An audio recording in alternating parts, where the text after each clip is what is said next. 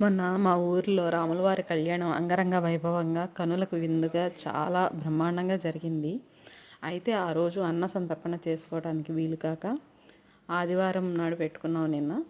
అయితే ప్రతి సంవత్సరం కూడా అంతేను, ఆదివారం అయితే అందరూ ఇళ్ళ దగ్గర ఉంటారు, బంధువులు రావడానికి వీలవుతుందని ఆదివారం పెట్టుకున్నాము.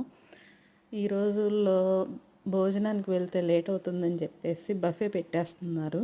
కానీ మా ఊర్లో వాళ్ళు చక్కగా బంతి భోజనం పెట్టారు. అందులో అరిటాకు భోజనం అసలు చాలా సంవత్సరాలు అయిందనే చెప్పాలి ఇలా అరిటాకుల భోజనం.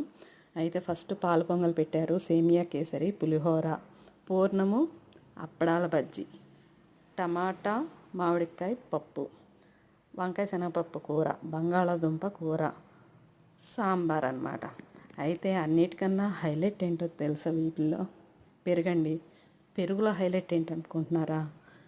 పెరుగు పాలు తీసుకొచ్చి కాచి కుండలో పోసి తోడుపెట్టారంట. అసలు అది హైలైట్. నేను ఆకు శుభ్రంగా తుడిచేశాను. చూస్తున్నారుగా. బాయ్.